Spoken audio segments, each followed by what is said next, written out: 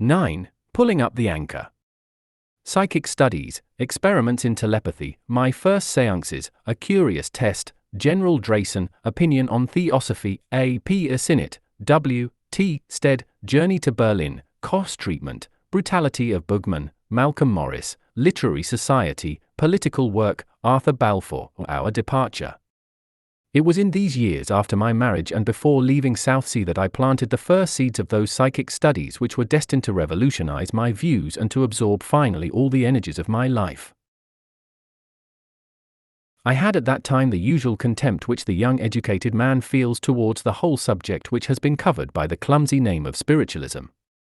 I had read of mediums being convicted of fraud, I had heard of phenomena which were opposed to every known scientific law, and I had deplored the simplicity and credulity which could deceive good, earnest people into believing that such bogus happenings were signs of intelligence outside our own existence. Educated as I had been during my most plastic years in the school of medical materialism, and soaked in the negative views of all my great teachers, I had no room in my brain for theories which cut right across every fixed conclusion that I had formed. I was wrong and my great teachers were wrong, but still I hold that they wrought well and that their Victorian agnosticism was in the interests of the human race, for it shook the old ironclad unreasoning evangelical position which was so universal before their days. For all rebuilding a site must be cleared. There were two separate Victorian movements towards change, the one an attempt to improve the old building and make it good enough to carry on, as shown in the Oxford and High Church development, the other a knocking down of ruins which could only end in some fresh erection springing up. As I have shown, my own position was that of a respectful materialist who entirely admitted a great central intelligent cause, without being able to distinguish what that cause was, or why it should work in so mysterious and terrible a way in bringing its designs to fulfillment. From my point of view the mind, and so far as I could see the soul, which was the total effect of all the hereditary or personal functionings of the mind, was an emanation from the brain and entirely physical in its nature. I saw, as a medical man, how a spicule of bone or a tumor pressing on the brain would cause what seemed an alteration in the soul. I saw also how drugs or alcohol would turn on fleeting phases of virtue or vice. The physical argument seemed an overpowering one.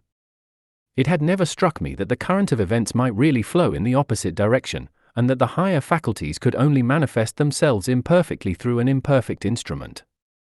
The broken fiddle is silent and yet the musician is the same as ever. The first thing which steadied me and made me reconsider my position was the question of telepathy, which was already being discussed by William Barrett and others, even before the appearance of Meyer's monumental work on human personality, the first book which devoted to these psychic subjects the deep study and sustained brain power which they demand.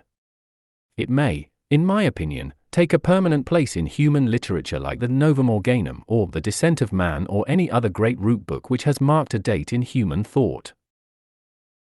Having read some of the evidence, I began to experiment in thought transference, and I found a fellow researcher in Mr. Ball, a well-known architect in the town. Again and again, sitting behind him, I have drawn diagrams, and he in turn has made approximately the same figure. I showed beyond any doubt whatever that I could convey my thought without words. But if I could verify such conclusions up to 6 feet, I could not well doubt them when they gave me the evidence that the same results could be obtained at a distance. With an appropriate subject, and some undefined sympathy between the two individuals, it was independent of space. So the evidence seemed to show. I had always sworn by science and by the need of fearless following wherever truth might lie. It was clear now that my position had been too rigid. I had compared the thought excretion of the brain to the bile excretion of the liver. Clearly this was untenable. If thought could go 1,000 miles and produce a perceptible effect, then it differed entirely not only in degree but in kind from any purely physical material. That seemed certain, and it must involve some modification of my old views. About this time, 1886, the family of a general whom I attended professionally became interested in table turning and asked me to come and check their results. They sat round a dining room table which after a time, their hands being upon it, began to sway and finally got sufficient motion to tap with one leg. They then asked questions and received answers, more or less wise and more or less to the point. They were got by the tedious process of reciting the alphabet and writing down the letter which the tap indicated. It seemed to me that we were collectively pushing the table, and that our own wills were concerned in bringing down the leg at the right moment. I was interested but very skeptical. Some of these messages were not vague platitudes but were definite and from dead friends of the family, which naturally impressed them greatly, though it had not the same effect upon me, since I did not know them. I have the old records before me as I write. Don't tell the girls when you see them, but they will talk about me. Kiss my baby for me. I watch her always. Francie. This was the style of message, mixed up with a good many platitudes. We held 20 or more of such meetings, but I never received anything evidential to my own address, and I was very critical as to the whole proceedings. Nonetheless, there was a problem to be solved, and I went on with its solution, reading the pros and the cons, and asking advice from those who had experience, especially from General Drayson, a very distinguished thinker and a pioneer of psychic knowledge, who lived at that time at Southsea. I had known Drayson first as an astronomer, for he had worked out a revolutionary idea by which there is a fatal mistake in our present idea as to the circle which is described in the heavens by the prolonged axis of the Earth. It is really a wider circle round a different center, and this correction enables us to explain several things now inexplicable, and to make astronomy a more exact science, with certain very important reactions upon geology and the recurrent glacial epochs, the exact date of which could be fixed. His views impressed me much at the time, and several books upholding them have appeared since his death, notably Draysoniana by Admiral de Horsey. If he makes good, as I think he will, Drayson will make a great permanent name. His opinion therefore was not negligible upon any subject, and when he told me his views and experiences on spiritualism I could not fail to be impressed, though my own philosophy was far too solid to be easily destroyed. I was too poor to employ professional mediums, and to work on such subjects without a medium is as if one worked at astronomy without a telescope. Once only an old man with some reputed psychic power came for a small fee and gave us a demonstration. He went into a loud breathing trance to the alarm of his audience, and then gave each of us a test. Mine was certainly a very remarkable one, for it was Do Not Read Leigh Hunt's book. I was hesitating at the time whether I should read his comic dramatists of the Restoration or not, for on the one hand it is literature and on the other the treatment repelled me. This then was a very final and excellent test so far as telepathy went, but I would not fully grant that it was more. I was so impressed, however, that I wrote an account of it to Light, the psychic weekly paper, and so in the year 1887 I actually put myself on public record as a student of these matters. That was 37 years ago, as I write, so I am a very senior student now. From that time onwards I read and thought a great deal, though it was not until the later phase of my life that I realized whither all this was tending. This question I will treat in a final section by itself, so that those to whom it is of less interest can avoid it. I was deeply interested and attracted for a year or two by theosophy, because while spiritualism seemed at that time to be chaos so far as philosophy went, theosophy presented a very well thought out and reasonable scheme, parts of which, notably reincarnation and karma, seemed to offer an explanation for some of the anomalies of life. I read Sinnett's Occult World, and afterwards with even greater admiration I read his fine exposition of theosophy in Esoteric Buddhism, a most notable book. I also met him, for he was an old friend of General Drayson's, and I was impressed by his conversation. Shortly afterwards, however, there appeared Dr. Hodgson's report upon his investigation into Madame Blavatsky's proceedings at Adia, which shook my confidence very much. It is true that Mrs. Besant has since then published a powerful defense which tends to show that Hodgson may have been deceived, but the subsequent book, A Priestess of Isis, which contains many of her own letters, leaves an unpleasant impression, and Sinnett's posthumous work seems to show that he also had lost confidence. On the other hand, Colonel Alcott shows that the woman undoubtedly had real psychic powers, whatever their source. As to spiritualism, it seems to have only interested her in its lower phenomenal aspect. Her books show extraordinary erudition and capacity for hard work, even if they represent the transfer of other people's conclusions, as they frequently do. It would be unjust, however, to condemn the old wisdom simply because it was introduced by this extraordinary and volcanic person. We have also had in our branch of the occult many dishonest mediums, but we have hastened to unveil them where we could do so, and Theosophy will be in a stronger position when it shakes off Madame Blavatsky altogether. In any case, it could never have met my needs, for I ask for severe proof, and if I have to go back to unquestioning faith, I should find myself in the fold from which I wandered. My life had been a pleasant one, with my steadily increasing literary success, my practice, which was enough to keep me pleasantly occupied, and my sport, which I treat in a later chapter. Suddenly, however, there came a development which shook me out of my rut, and caused an absolute change in my life and plans.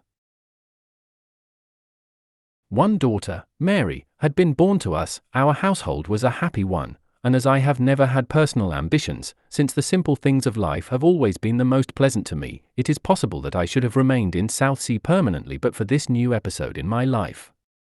It arose when in 1890 Koch announced that he had discovered a sure cure for consumption and that he would demonstrate it upon a certain date in Berlin. A great urge came upon me suddenly that I should go to Berlin and see him do so. I could give no clear reason for this, but it was an irresistible impulse and I at once determined to go. Had I been a well-known doctor or a specialist in consumption, it would have been more intelligible, but I had, as a matter of fact, no great interest in the more recent developments of my own profession, and a very strong belief that much of the so-called progress was illusory. However, at a few hours' notice I packed up a bag and started off alone upon this curious adventure. I had had an interchange of letters with Mr. W. T. Stead over some matter, and I called upon him at the Review of Reviews office as I passed through London to ask him if he could give me an introduction to Koch or to Dr. Bugman, who was to give the demonstration. Mr. Stead was very amiable to this big unknown provincial doctor, and he gave me a letter for the British ambassador, Sir Edward Mallet, if I remember right, and for Mr. Lowe, the Times correspondent. He also asked me to do a character sketch of Koch for him, adding that he would have Count Motte as a feature of his magazine this month and Koch the next. I said, then you will have the greatest man of science and the greatest quack in Europe following each other. Stead glared at me angrily, for it seems that the Motte treatment with its blue electricity and the rest of it was at that moment his particular fad. However, we parted amiably, and all through his life we kept in distant touch, though we came into sharp collision at the time of the Boer War. He was a brave and honest man, and if he was impulsive at times, it was only the sudden outflame of that fire which made him the great force for good that he was. In psychic knowledge he was a generation before his time, though his mode of expressing it may sometimes have been injudicious.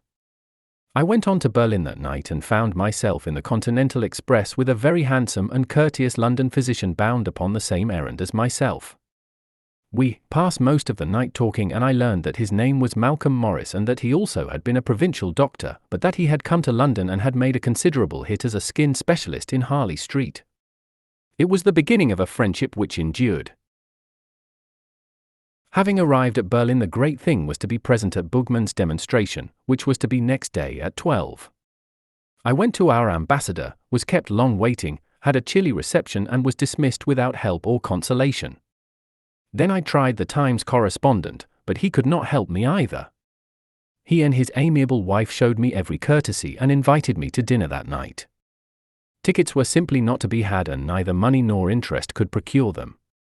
I conceived the wild idea of getting one from Koch himself and made my way to his house. While there I had the curious experience of seeing his mail arrive, a large sack full of letters, which was emptied out on the floor of the hall, and exhibited every sort of stamp in Europe. It was a sign of all the sad broken lives and wearied hearts which were turning in hope to Berlin. Koch remained a veiled prophet, however, and would see neither me nor anyone else.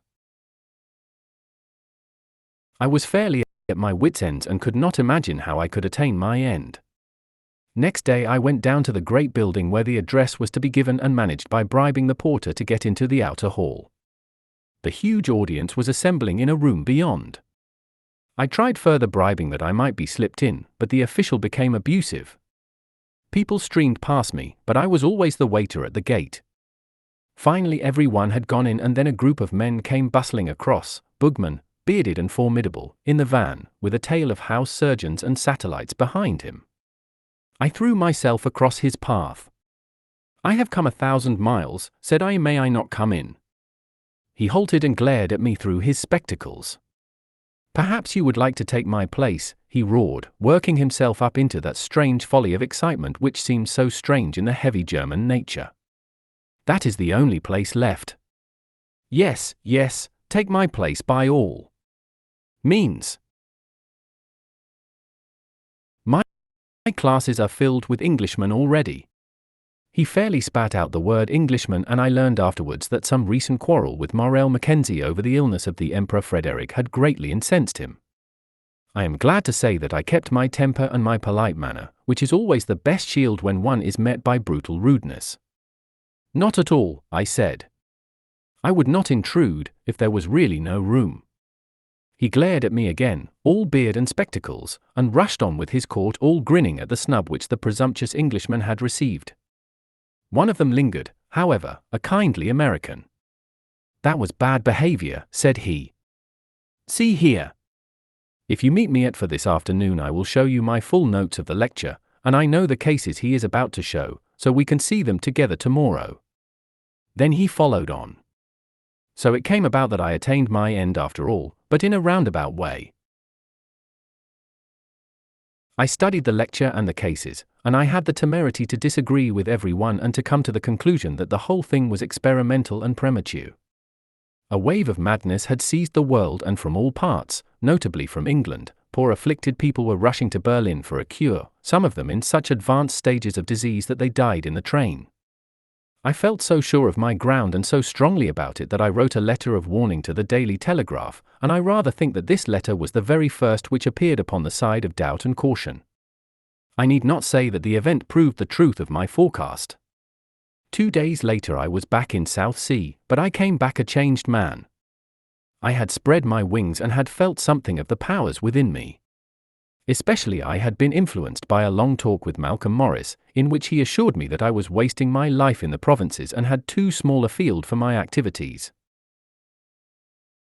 He insisted that I should leave general practice and go to London. I answered that I was by no means sure of my literary success as yet, and that I could not so easily abandon the medical career which had cost my mother such sacrifices and myself so many years of study.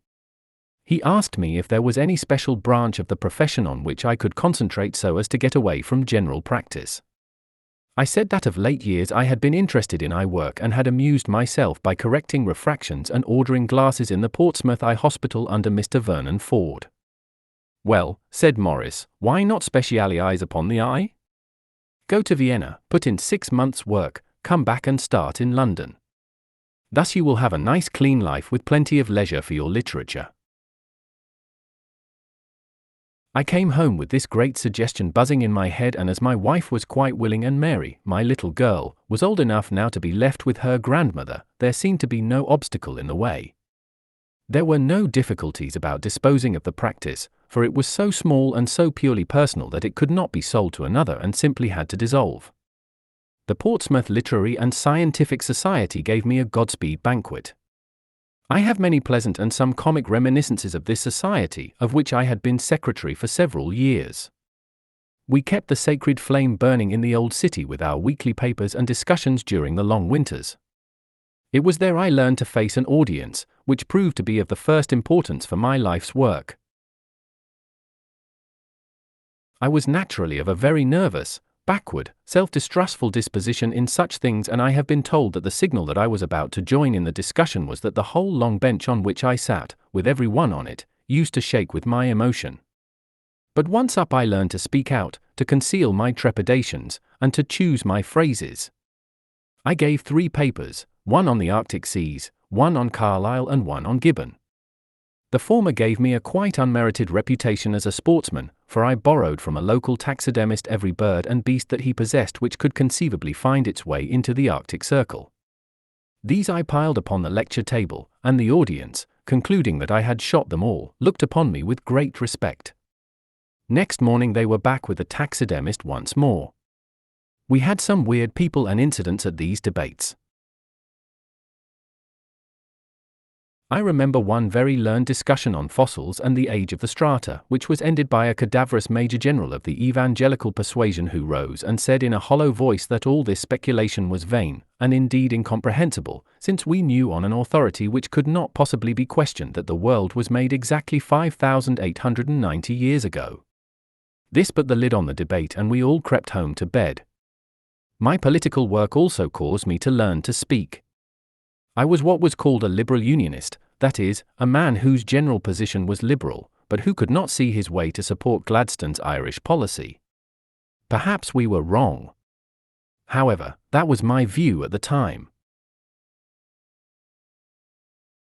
I had a dreadful first experience of platform speaking on a large scale, for at a huge meeting at the amphitheatre the candidate, Sir William Crossman, was delayed, and to prevent a fiasco I was pushed on at a moment's notice to face an audience of 3,000 people.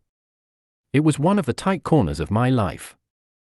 I hardly knew myself what I said, but the Irish part of me came to my aid and supplied me with a torrent of more or less incoherent words and similes which roused the audience greatly, though it read to me afterwards more like a comic stump speech than a serious political effort. But it was what they wanted and they were mostly on their feet before I finished. I was amazed when I read it next day, and especially the last crowning sentence, which was, "England and Ireland are wedded together with the sapphire wedding ring of the sea, and what God has placed together let no man pluck asunder." It was not very good logic, but whether it was eloquence or rhodomontade I could not even now determine. I was acting secretary when Mr. Balfour came down to address a great meeting, and, as such, when the hall was full, I waited on the curb outside to receive him. Presently his carriage drove up and out he stepped, tall, thin and aristocratic. There were two notorious partisans of the other side waiting for him and I warned them not to make trouble.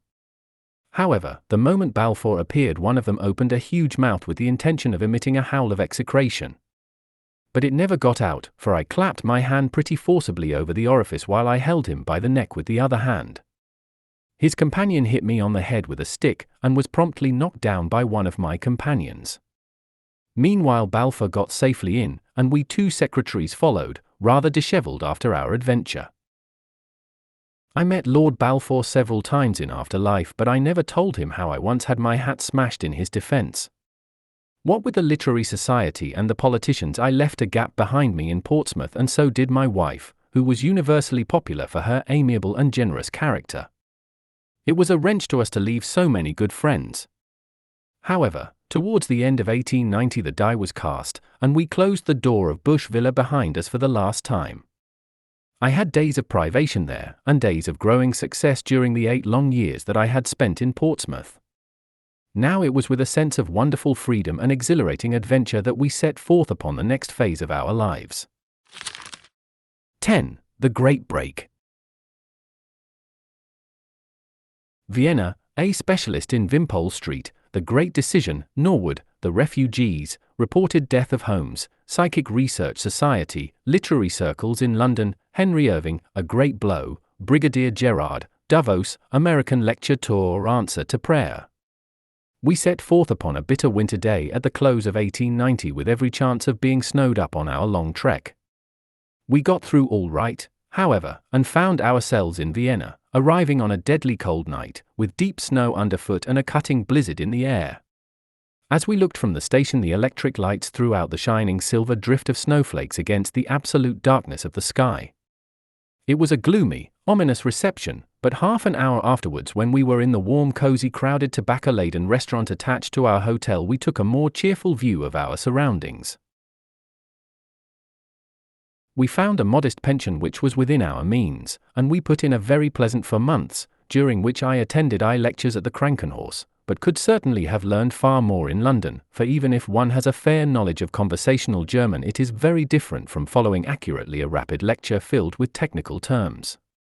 No doubt has studied in Vienna sounds well in a specialist's record, but it is usually taken for granted that he has exhausted his own country before going abroad, which was by no means the case with me. Therefore, so far as work goes, my winter was wasted, nor can I trace any particular spiritual or intellectual advance. On the other hand, I saw a little of gay Viennese society. I received kind and welcome hospitality from Brinsley Richards, the Times correspondent, and his wife, and I had some excellent skating. I also wrote one short book, The Doings of Raffles Haw, not a very notable achievement, by which I was able to pay my current expenses without encroaching on the very few £100 which were absolutely all that I had in the world. This money was invested on the advice of a friend, and as it was almost all lost, like so much more that I have earned, it is just as well that I was never driven back upon it. With the spring my work at Vienna had finished, if it can be said to have ever begun, and we returned via Paris, putting in a few days there with Landolt, who was the most famous French oculist of his time. It was great to find ourselves back in London once more with the feeling that we were now on the real field of battle, where we must conquer or perish, for our boats were burned behind us. It is easy now to look back and think that the issue was clear, but it was by no means so at the time, for I had earned little, though my reputation was growing. It was only my own inward conviction of the permanent merits of the White Company, still appearing month by month in Cornhill, which sustained my confidence. I had come through so much in the early days at Southsea that nothing could alarm me personally, but I had a wife and child now, and the stern simplicity of life which was possible and even pleasant in early days was now no longer to be thought of. We took rooms in Montague Place, and I went forth to search for some place where I could put up my plate as an oculist. I was aware that many of the big men do not find time to work out refractions, which in some cases of astigmatism take a long time to adjust when done by retinoscopy. I was capable in this work and liked it, so I hoped that some of it might drift my way. But to get it, it was clearly necessary that I should live among the big men so that the patient could be easily referred to me. I searched the doctor's quarters and at last found suitable accommodation at 2, Devonshire Place, which is at the top of Wimpole Street and close to the classical Harley Street. There for £120 a year I got the use of a front room with part use of a waiting room. I was soon to find that they were both waiting rooms, and now I know that it was better so. Every morning I walked from the lodgings at Montague Place, reached my consulting room at 10 and sat there until 3 or 4, with never a ring to disturb my serenity. Could better conditions for reflection and work be found? It was ideal, and so long as I was thoroughly unsuccessful in my professional venture there was every chance of improvement in my literary prospects. Therefore, when I returned to the lodgings at tea time I bore my little sheaves with me, the first fruits of a considerable harvest. A number of monthly magazines were coming out at that time, notable among which was The Strand, then as now under the editorship of Greenhuff Smith. Considering these various journals with their disconnected stories, it had struck me that a single character running through a series, if it only engaged the attention of the reader, would bind that reader to that particular magazine. On the other hand, it had long seemed to me that the ordinary serial might be an impediment rather than a help to a magazine, since, sooner or later, one missed one number and afterwards it had lost all interest. Clearly the ideal compromise was a character which carried through, and yet installments which were each complete in themselves, so that the purchaser was always sure that he could relish the whole contents of the magazine. I believe that I was the first to realize this and the Strand magazine the first to put it into practice.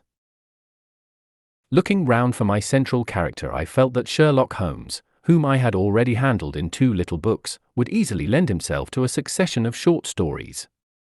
These I began in the long hours of waiting in my consulting room. Greenhuff Smith liked them from the first, and encouraged me to go ahead with them.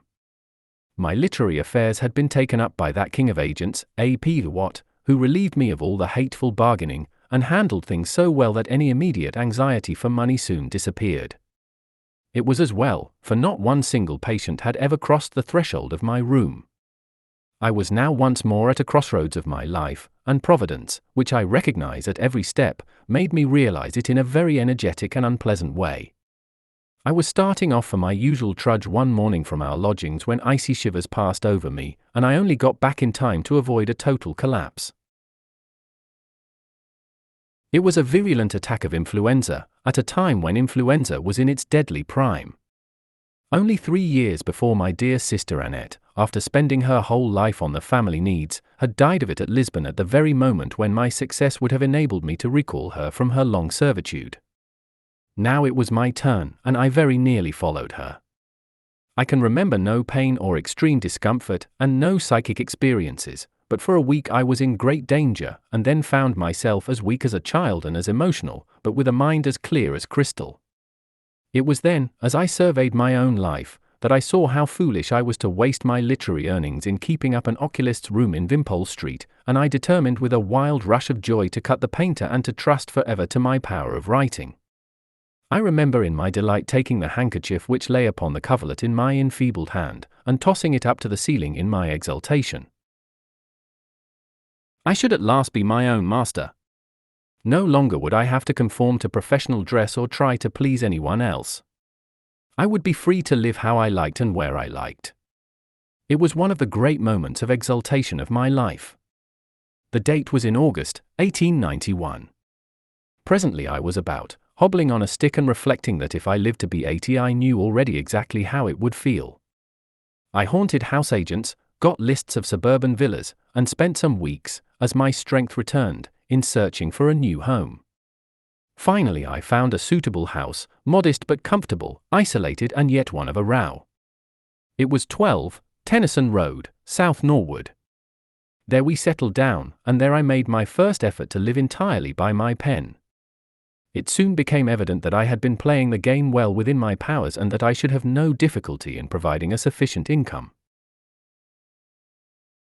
It seemed as if I had settled into a life which might be continuous, and I little foresaw that an unexpected blow was about to fall upon us, and that we were not at the end, but really at the beginning of our wanderings. I could not know this, however, and I settled down with a stout heart to do some literary work worthy of the name. The difficulty of the Holmes work was that every story really needed as clear-cut and original a plot as a longish book would do. One cannot without effort spin plots at such a rate. They are apt to become thin or to break. I was determined, now that I had no longer the excuse of absolute pecuniary pressure, never again to write anything which was not as good as I could possibly make it, and therefore I would not write a Holmes story without a worthy plot and without a problem which interested my own mind, for that is the first requisite before you can interest anyone else. If I have been able to sustain this character for a long time, and if the public find, as they will find, that the last story is as good as the first, it is entirely due to the fact that I never, or hardly ever, forced a story. Some have thought there was a falling off in the stories, and the criticism was neatly expressed by a Cornish boatman who said to me, "I think, sir, when Holmes fell over that cliff, he may not have killed himself, but all the same he was never quite the same man afterwards." I think, however, that if the reader began the series backwards, so that he brought a fresh mind to the last stories, he would agree with me that, though the general average may not be conspicuously high, still the last one is as good as the first. I was weary, however, of inventing plots, and I set myself now to do some work which would certainly be less remunerative but would be more ambitious from a literary point of view. I had long been attracted by the epoch of Louis XIV and by those Huguenots who were the French equivalents of our Puritans. I had a good knowledge of the memoirs of that date, and many notes already prepared, so that it did not take me long to write The Refugees. It has stood the acid test of time very well, so I may say that it was a success. Soon after its appearance it was translated into French, and my dear old mother, herself a great French scholar, had the joy when she visited Fontainebleau to hear the official guide tell the drove of tourists that if they really wanted to know about the court of the great monarch, they would find the clearest and most accurate account in an Englishman's book, The Refugees. I expect the guide would have been considerably astonished had he then and there been kissed by an elderly English lady, but it was an experience which he must have narrowly missed. I used in this book, also, a great deal which was drawn from Pogman, that great but neglected historian, who was in my opinion the greatest serious writer that America has produced. There was an amusing episode connected with The Refugees, when it was read aloud in some strict Irish convent, the innocent Reverend Mother having mistaken my name and imagined that I was a canon, and therefore of course a holy man. I am told that the reading was a tremendous success and that the good sisters rejoiced that the mistake was not found out until the story was completed. My first name has several times led to mistakes, as when, at a big dinner at Chicago, I was asked to say grace, as being the only ecclesiastic present. I remember that at the same dinner one of the speakers remarked that it was a most sinister fact that though I was a doctor no living patient of mine had ever yet been seen. During this Norwood interval, I was certainly working hard, for besides The Refugees I wrote The Great Shadow, a booklet which I should put near the front of my work for merit, and two other little books on a very inferior plane, The Parasite and Beyond the City. The latter was of a domestic type unusual for me. It was pirated in New York just before the new Copyright Act came into force, and the rascal publisher, thinking that a portrait, any sort of portrait, of the author would look well upon the cover, and being quite ignorant of my identity, put a very pretty and overdressed young woman as my presentment. I still preserve a copy of this most flattering representation. All these books had some decent success, though none of it was remarkable. It was still the Sherlock Holmes stories for which the public clamored, and these from time to time I endeavored to supply. At last, after I had done 2 series of them, I saw that I was in danger of having my hand forced, and of being entirely identified with what I regarded as a lower stratum of literary achievement. Therefore, as a sign of my resolution, I determined to end the life of my hero. The idea was in my mind when I went with my wife for a short holiday in Switzerland, in the course of which we saw there the wonderful falls of Reichenbach, a terrible place, and one that I thought would make a worthy tomb for poor Sherlock, even if I buried my banking account along with him. So there I laid him, fully determined that he should stay there, as indeed for some years he did. I was amazed at the concern expressed by the public. They say that a man is never properly appreciated until he is dead, and the general protest against my summary execution of Holmes taught me how many and how numerous were his friends. "You brute" was the beginning of the letter of remonstrance which one lady sent me, and I expect she spoke for others besides herself. I heard of many who wept. I fear I was utterly callous myself, and only glad to have a chance of opening out into new fields of imagination, for the temptation of high prices made it difficult to get one's thoughts away from Holmes. That Sherlock Holmes was anything but mythical to many is shown by the fact that I have had many letters addressed to him with requests that I forward them. Watson has also had a number of letters in which he has been asked for the address or for the autograph of his more brilliant confrère. A press-cutting agency wrote to Watson asking whether Holmes would not wish to subscribe. When Holmes retired, several elderly ladies were ready to keep house for him, and one sought to ingratiate herself by assuring me that she knew all about beekeeping and could segregate the queen. I had considerable offers also for Holmes if he would examine and solve various family mysteries.